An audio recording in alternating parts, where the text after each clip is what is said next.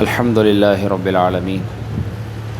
والصلاة والسلام علی سید المرسلین اما بعد فاعوذ باللہ من الشیطان الرجیم بسم اللہ الرحمن الرحیم۔ الحمدللہ اصلاح معاشرہ سے متعلق اس درس کا سلسلہ جاری ہے، جس کا آج یہ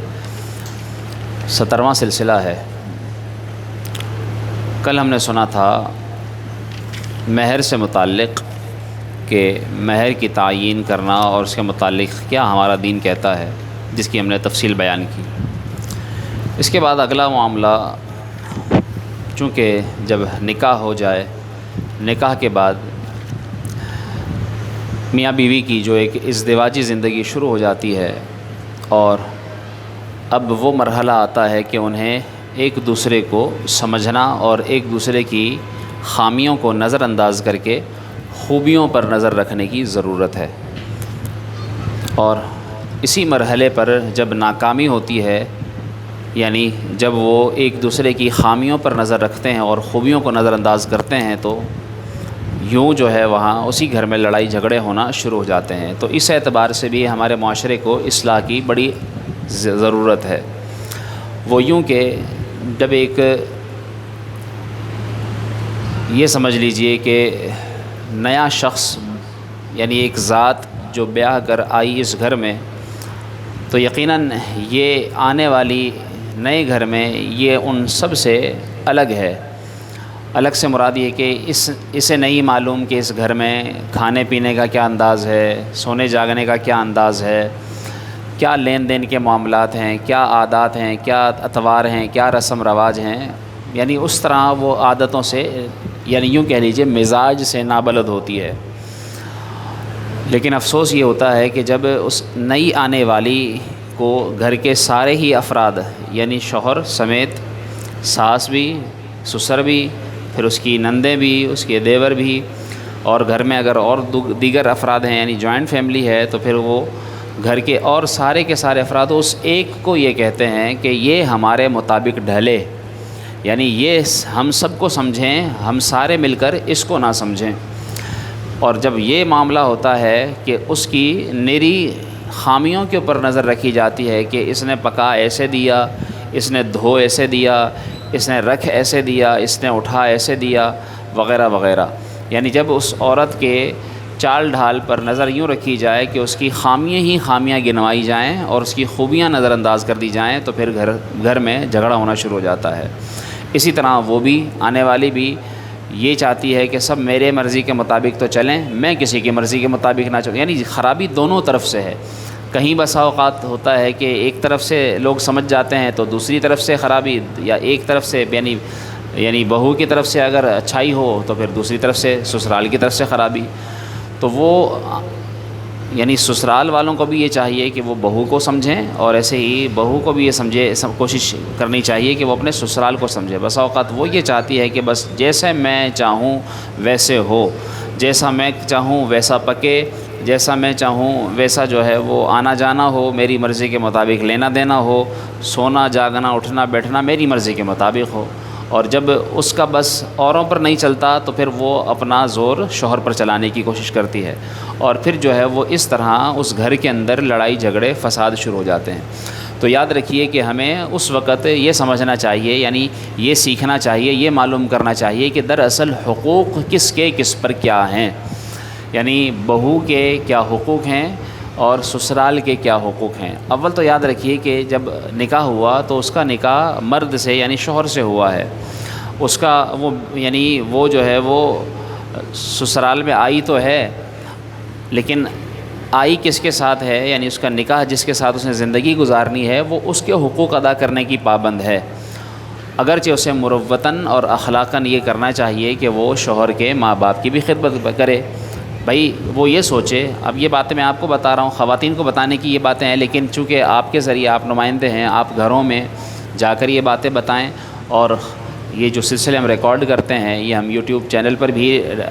اپلوڈ کرتے ہیں، تو جو وہاں سے دیکھیں تو یہ ضرور اپنے گھر کی خواتین کو بھی سکھائیں، بتائیں ان کو، تاکہ اس کے ذریعے جو ہے وہ آگاہی ہو، اور جب انہیں معلومات ہوں گی تو انشاءاللہ اللہ نے چاہا تو گھر کے اندر بہتری کی صورت بننا شروع ہوگی۔ تو عورت کو یعنی ہونا تو یہ چاہیے کہ وہ اخلاقاً اپنے سسر کی، اپنی ساس کی، اپنے نندوں، اپنے دیوروں کی خدمت کرے۔ خدمت کرنے سے بعد بھائی گھر سے، جس گھر سے وہ آئی ہے وہاں پر بھی تو اپنے ماں باپ کی خدمت کرتی ہی نا۔ وہاں کیا بدلا اس کے لیے؟ وہاں پر بھی ماں باپ تھے، یہاں پر بھی اس کو ساس سسر ایک ماں باپ کی صورت میں ملے ہیں۔ وہاں پر بہن بھائی تھے اپنے اس کے، یہاں پر اس کے دیور اور نندیں ہیں۔ اگر انہیں یہ ان کی جگہ اپنا مقام دے گی، یعنی یہ سمجھے گی کہ بس ایک جگہ چینج ہوئی ہے، باقی رشتے تو اگر انہیں اسی طرح نبھانے کی کوشش کرے گی تو یقین جانیے کہ امید ہے کہ اسے بھاری نہیں لگے گا۔ اسے ایسا ہی لگے گا کہ جیسے میں اپنے ہی ماں باپ کی خدمت کر رہی ہوں اور اپنے ہی بہن بھائیوں کی خدمت کر رہی ہوں۔ اور پھر شوہر بھی خوش ہوگا جب وہ یہ دیکھے گا کہ یہ آنے والی جو ہے وہ میرے ماں باپ کی بھی خدمت کر رہی ہے، میرے بہن بھائیوں کی بھی خدمت کر رہی ہے۔ اچھا، خدمت سے مراد یہ نہیں کہ ان کے پاؤں دباتی رہے ہر وقت اور جو ہے وہ جیسا وہ چلائیں بس آنکھ بند کر کے ویسا کرتی رہے، نہیں، یہ نہیں کہا جا رہا، بلکہ جو اس کا حق ہے، یعنی جو گھر میں کھانا بن رہا ہے تو کھانا بنانے میں کیا حرج ہے؟ گھر کے سارے ہی افراد کو مل جل کر زندگی گزارنے کی ضرورت ہوتی ہے، اور جب مل جل کر ہی کام کرتے ہیں کام چلتا ہے، ورنہ ظاہر سی بات ہے وہ یہ کہے گا کہ یہ میرا کام نہیں، وہ یہ کہے گا کہ یہ میرا کام نہیں، تو پھر فساد شروع ہوگا۔ تو کہیں نہ کہیں ایک کو سرنڈر کرنا پڑے گا، اپنے آپ کو جھکانا پڑے گا، اور جب تک ایک دوسرے کو تسلیم کرنے کا ذہن نہیں ہوگا وہاں پر لازمی جو ہے وہ جھگڑا کھڑا ہوگا۔ تو اس لیے یہ باتیں ہر ایک کی گھریلو ہیں، ہر ایک کو اپنے طور پر سمجھنا چاہیے۔ بہت سے لوگ مجھے کہتے بھی ہیں کہ مولانا آپ کو کیا پتہ گھروں میں کیا کیا ہوتا ہے، آپ تو صرف بیٹھ کر باتیں بگاڑتے ہیں، آپ کو تو جو ہے وہ آپ گھریلو زندگی گزاریں تو آپ کو پتہ چلے نا کہ جو ہے وہ کس کی کیا غلطیاں ہیں۔ یعنی گھر کے اندر میاں بیوی جو شوہر بیوی ہیں وہ یعنی بہو ہے، وہ یہ کہیں گے کہ آپ کو پتہ کہ میرے ساس سسر کے معاملات کیا ہیں، وہ تو جو ہے وہ جینا حرام کر دیا انہوں نے۔ اسی طرح ساس بہو کی سنیں، ساس سسر کی سنیں تو وہ کہتے ہیں کہ آپ کو کیا پتہ کہ یہ عورت ہے کیا چیز۔ تو اس لیے یہ ایک جرنل تعلیم ہے کہ ہر ایک کو یہ چاہیے کہ وہ بس اپنی طرف سے اچھا کرنے کی کوشش کرے۔ ہمارے اندر جو ہے وہ اکڑ کا اتنا مادہ ہے، ہر ایک کی گردن میں ایسا سریا گھسا ہوا ہے، اکڑا ہوا کہ وہ جو ہے وہ جھکنے کو تیار ہی نہیں ہے، اور وہ اپنے آپ کو نیچا دکھانے کے لیے کسی صورت آمادہ ہی نہیں ہوتا۔ وہ یہ چاہتا ہے، یعنی بسا اوقات ایسا بھی ہوتا ہے کہ لوگوں کے ساتھ ایسا سلوک ہو جاتا ہے، کل تک وہ جس طرح دوسروں کے بارے میں باتیں بناتے ہیں آج ان کے ساتھ ویسا بیت رہا ہے، اپنے ساتھ ویسا ہو رہا ہے، مگر مجال ہے کہ جس طرح کہتے ہیں کہ رسی جل گئی پر بل نہیں گیا، وہ حالت ہوتی ہے کہ اس کے باوجود بھی وہ سدھرنے کا نام نہیں لیتے۔ یعنی انسان کو کم از کم اتنا تو سوچنا چاہیے کہ میں نے آخر کار چلے جانا ہے، ورنہ آج کل کی اولادوں کے اوپر اگر ہم زور چلائیں گے تو پھر وہ اولاد قابو آنے والی نہیں ہے، وہ جو ہے وہ آپ کو آنکھیں دکھائیں گی۔ تو اس لیے بوڑھے ماں باپ، گھر میں رہنے والے ساس سسر، دیکھیں گھر کے اندر جو موجود نندیں ہیں آخر کار وہ بیاہ کر چلی جائیں گی، جو دیور ہیں آخر کار ان کی بھی شادیاں ہوں گی، وہ بھی اپنے گھروں کو بسا لیں گے، آخر کار کب تک ساتھ رہیں گے؟ 10 سال 20 سال 25 سال 30 سال، پھر آخر کار ہوتا یہی ہے کہ وہ جب فیملیز بڑھتی ہیں تو جوائنٹ فیملیاں بھی آخر کار سیپریٹ ہو جاتی ہیں۔ ہم نے خود دیکھے ہیں 50 سال جنہوں نے ایک گھر میں گزارے، آخر کار پھر ان کے گھر الگ ہوئے۔ جب ہونا ہی یہی ہے، اور پھر جو ہے وہ یہ تلخ یادیں ہوتی ہیں کہ جو انسان جو شروع کے سنہرے ایام، سنہرے دور کے جو سنہرے دنوں کی جو باتیں ہوتی ہیں کہ جب کسی گھر میں شادی ہوتی ہے تو یہ اچھے ایام ہوتے ہیں، تو ان شروع کے دنوں کو انسان اچھا گزار لے، کیونکہ یہ شروع میں ہی اگر جھگڑے فساد کر کے یہ بری یادیں بنا دیں گے تو کل کو جب 30 سال بعد 50 سال کے بعد الگ ہوں گے، الگ ہونے کے بعد پھر اچھی یاد کرنے کو کیا رہے گا؟ وہی جھگڑے، اچھی باتیں تو یاد کی نہیں، اچھی باتیں یادیں تو بنائی نہیں۔ تو اس لیے بڑی سمجھداری کے ساتھ درگزر سے کام لیں، لیکن ہر ایک جب یہ سوچے گا کہ میں کیوں جھکوں، میں کیوں مانوں، میں کیوں جو ہے وہ اس کے پیچھے چلوں، تو پھر تو ظاہر سی بات نہیں بنے گی۔ تو انسان کو یہ سوچنا چاہیے کہ بس میں اللہ کا بندہ ہوں، میں نے مر جانا ہے، اور یہ میری طاقت، میرا پیسہ یہ آخر کار ختم ہو جانا ہے، یہ میری اکڑ سب ختم ہو جائے گی۔ جو ساس بہو کے اوپر جو ہے وہ حکم چلاتی ہے، آخر کار وہ ساس بھی تو کل کو محتاج ہوگی خدمت کی، آخر کار وہ بھی تو بستر سے لگے گی، پھر اس کے کام کون آتا ہے؟ بسا اوقات اکثر دیکھا یہی جاتا ہے کہ پھر وہی بہو خدمت کر رہی ہوتی ہے۔ تو انسان کو چاہیے کہ انسان تھوڑا سا سمجھداری سے کام لے، برداشت کر لے، اور رسول اللہ صلی اللہ علیہ وسلم کی حدیث یہ سنہرے الفاظ ہیں کہ فرمایا جو تجھ سے توڑے تو اس سے جوڑ۔ ہم تو کہتے ہیں کہ یہ مجھ سے کب توڑے، پہلے میں اس سے توڑوں، ہم توڑنے کے لیے کھڑے تیار رہتے ہیں، ذرا جھگڑے تو صحیح، اس کو نکالو بہو بیٹوں کو اپنے گھر سے، اس طرح جو ہے لوگ تیار ہو جاتے ہیں۔ تو ابھی نکاح ہوا، شادی ہوئی، ابھی نیا گھر بسا ہے، جس طرح وہ ساس سسر ہی یہ سوچ لیں کہ آج تک یہ ساس سسر خود جو ہے جس کے اپنے بچے بیائے گئے، یہ آج تک آپس میں لڑتے ہیں نا آپس میں، یہ ایک دوسرے کو نہیں سمجھ سکے، تو وہ تو ابھی نئے ہیں، ان کی تو ابھی نئی شادی ہوئی ہے، تو ان کو بھی ایڈجسٹ ہونے میں ٹائم لگے گا۔ کہتے ہیں کہ نہیں بھائی 2 سال ہو گئے، 2 بچوں کے باپ بن گئے، 2 بچے ہو گئے، 3 بچے ہو گئے، زندگیاں گزر جاتی ہیں سمجھنے میں، وقت لگتا ہے بڑا، اور انسان کو بڑی قربانیاں دینی پڑتی ہیں۔ جب ایک اچھا خاصا وقت گزر جاتا ہے، اس کے بعد کوئی انسان کو مقام و مرتبہ حاصل ہوتا ہے۔ عزت بنانے میں بہت زندگی گزر جاتی ہے، لیکن خراب کرنے میں تھوڑی سی دیر لگتی ہے۔ تو انسان کو چاہیے کہ سب سے پہلے اگر اس نے عزت بنانی ہے، اپنے گھر کے افراد میں اپنی عزت بنوائے، یعنی اپنے ماں باپ کی نظر میں، اسی طرح اپنی بیوی کی نظر میں، اپنے بچوں کی نظر میں اپنی عزت سب سے پہلے اپنے رشتہ داروں میں بنائے۔ جب اس کو کہتے ہیں کہ وہ کوئی مثال بھی دی جاتی ہے کہ گھر شیر تو باہر شیر، اس طرح سے کچھ مثال دی جاتی ہے کہ انسان اگر گھر میں جو ہے وہ اچھا ہوگا، اس کا اچھا مقام مرتبہ ہوگا، اس کی عزت ہوگی، تو پھر وہ باہر بھی اچھی نظر سے دیکھا جائے گا۔ تو یہ ساری گفتگو میں نے اس لیے کی کہ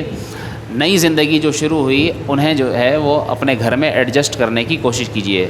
اب ہم بڑے ہونے کے بعد یہ کہیں کہ نہیں ان کا کام بنتا ہے، یہ چھوٹے ہیں، یہ مل کر رہیں، یہ جھک کر رہیں، ٹھیک ہے ان کا کام بنتا ہے، ان کو کرنا چاہیے، لیکن وہ نہیں کر رہے تو اس کا مطلب پھر آپ بھی نہیں کریں گے۔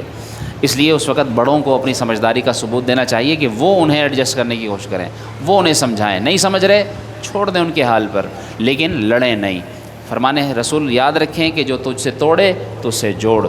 جو تجھے محروم کرے تو اسے عطا کر، تو اسے دے، جو تجھ سے چھینے تو اسے اور دے، جو تجھ سے چھینا تو اسے اور دے۔ یہ بڑے سنہری الفاظ ہیں، اسے جامع الکلم حدیث میں شمار کیا گیا ہے۔ یہ بڑی جامع حدیث ہے، اگر لوگ اسے شمار کر لیں، اسے سمجھ جائیں تو یقین جانیے کہ بہت فائدہ ہو۔ اور پھر آپ نے جو تیسری بات فرمائی کہ جو تجھ پر ظلم کرے تو اسے معاف کر دے، کتنی بڑی بات ہے۔ یعنی بہو بیٹے ظلم ہی کریں گے، آخر کیا ہوگا؟ ظلم کریں گے نا، اس کے بعد بھی حکم کیا ہے؟ معاف کر، چھوڑ دے،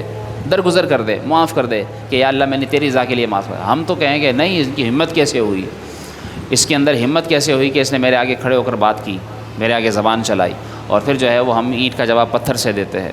تو یاد رکھیے کہ اس طرح پھر گھر نہیں بستے۔ اور آج دیکھ رہے ہیں آپ گھروں کے اندر طلاقیں، لڑائی جھگڑے، پڈے فساد، باپ بیٹے میں لڑائی، ساس بہو میں لڑائی، نندوں میں بھابھیوں میں لڑائی، دیوروں میں آپس میں لڑائی گھروں میں، یعنی ایک عجیب ماحول بن چکا ہے۔ اور یہ کوئی یعنی میں آسمانی باتیں نہیں کر رہا، یہ گلی محلوں کی باتیں ہیں، یہ ہمارے معاشرے کی باتیں ہیں، اور یہ تقریباً جو ہے وہ اکثر جگہوں پر دیکھا جاتا ہے۔ اس لیے ان چیزوں کو سمجھیے کہ جب نیا جوڑا بسا گھر میں تو پھر وہ ہے سبھی کے رحم و کرم پر سبھی وہ بھی سمجھیں، یہ نہیں کہتا کہ وہ نہ سمجھیں، وہ بھی سمجھیں، ان کو بھی سمجھائیں، ان کی بھی آپ نے اچھی تربیت کی ہو۔ اگر آپ نے یہ اصلاح معاشرے کے درس شروع سے سنے ہیں تو میں شروع سے لے کر چلا ہوں کہ جب جہاں کسی گھر کے اندر بچے کی پیدائش ہوتی ہے وہاں سے تربیت کا سلسلہ شروع ہوتا ہے، اور وہاں سے لے کر پھر اس کے نام رکھنا، اس کی رسم بسم اللہ، پھر اس کے جو ہے وہ دعوت کے سلسلے، اور پھر اس کے لڑکپن کی تعلیم، اس کی ابتدائی تربیت، اور اس کا پھر جوانی، اور اس کے بعد پھر اس کا نکاح کی رسم، یہ ساری میں نے اسی لیے گفتگو بیان کی ہے کہ سارے سلسلے آپ کے ذہن میں رہیں۔ اور پھر جو ہے وہ ہر ایک کو یعنی نئی زندگی میں بڑی تبدیلیاں آتی ہیں، ظاہر سی بات ہے، خوشگوار کہیں ناگوار خاطر، یعنی کوئی یہ بات ایسی بھی سامنے آ جاتی ہے جو پسند نہیں ہوتی، مزاج کے خلاف ہوتی ہے، مگر ایک مسلم جوڑے کو یعنی مسلمان میاں بیوی کو بھی اور مسلم گھرانے کو بھی، مسلمان گھرانہ ہے نا، مسلمان گھرانے کو کیا کرنا چاہیے؟ بہر صورت کچھ بھی ہو جائے اپنی شرعی حدود کا اسے لحاظ ہر وقت رکھنا ہی چاہیے کہ میری شرعی حدود کیا ہیں، میری شرعی حد کیا ہے، میرے حقوق کیا ہیں۔ سامنے والا اپنے حقوق ادا نہیں کر رہا، وہ اس کا معاملہ، وہ اللہ کے ہاں جواب دہ ہوگا، وہ اپنی قبر میں جائے گا۔ لیکن جب میں اپنے حقوق ادا کرنے کی بات کروں تو پھر میں یہ دیکھوں کہ میں نے کتنے حقوق ادا کیے ہیں۔ تو یہاں اس بات کو بڑی اہمیت کی نظر سے دیکھا جائے۔ ازدواجی امور سے متعلق اکثر جوڑوں کی یعنی اکثر میاں بیوی کی معلومات بھی صفر ہوتی ہیں، ان کو پتہ ہی نہیں ہوتا، یعنی نکاح تو ہو گیا، شادی ہو گئی، لیکن ان کی شرعی کیا آداب ہیں انہیں اس سے بھی جو ہے وہ واقفیت نہیں ہوتی۔ اسی طریقے سے نہ وہ کسی سے شرعی مسئلہ دریافت کرتے ہیں، نہ کوئی کتاب پڑھنے کی زحمت گوارا کرتے ہیں، اور جس طرح شیطانی جو ہے وہ خیالات ان کے ذہن میں ہوتے ہیں وہ اسی کے مطابق اپنی زندگی گزارنا شروع کر دیتے ہیں۔ یاد رکھیے کہ دین اسلام نے ہماری ہر معاملے میں رہنمائی فرمائی ہے، بیان کیا ہے کہ مرد کے عورت پر کیا حقوق ہیں، عورت پر مرد کے کیا حقوق ہیں، ساس سسر کے کیا حقوق ہیں، بہو کے کیا حقوق ہیں، سارے حقوق بیان کیے ہیں۔ اور حقوق یاد رکھیے کہ جو دین اسلام نے بیان کیے ہیں حقوق وہی ہیں، وہ حقوق نہیں ہیں جو ہم نے اپنے سے بنا لیے ہیں، وہ حقوق نہیں ہیں جو ہم کہتے ہیں کہ یہ بھی ہو یہ بھی ہو یہ بھی ہو، وہ حقوق نہیں ہیں۔ حقوق وہ ہیں جو دین بتاتا ہے۔ تو دین جو حقوق بتاتا ہے وہ حقوق سیکھنے سے ہی آئیں گے۔ تو علم دین کا حاصل کیجئے، دین کا علم حاصل کریں گے تو انشاءاللہ تعالی حقوق سے واقفیت ہوگی، اور جب حقوق سے واقفیت ہوگی تو اللہ نے چاہا تو یہ نئی زندگی جو آباد ہوتی ہے، اور جن کی زندگیاں آباد ہو چکی ہیں ایک عرصے سے، جن زندگیاں پرانی ہو چکی ہیں، یعنی جن کے شادیوں کو عرصے ہو چکے، تو وہ بھی یہ نہیں کہ تعلیم دین سے محروم رہیں، بلکہ وہ بھی سیکھیں، کیونکہ نکاح کے احکام، نکاح کے بعد اولاد کی تربیت کے احکام، اولاد کے حقوق کے ساتھ ساتھ پھر اپنے رشتہ داروں کے حقوق، رشتہ داروں کے حقوق کے ساتھ ساتھ پڑوسیوں کے حقوق کے ساتھ ساتھ اسی طرح اور دیگر جو گھر کے افراد ہیں، یعنی حتیٰ کہ دین اسلام نے انسان جانوروں کے حقوق بھی بیان فرمائے ہیں۔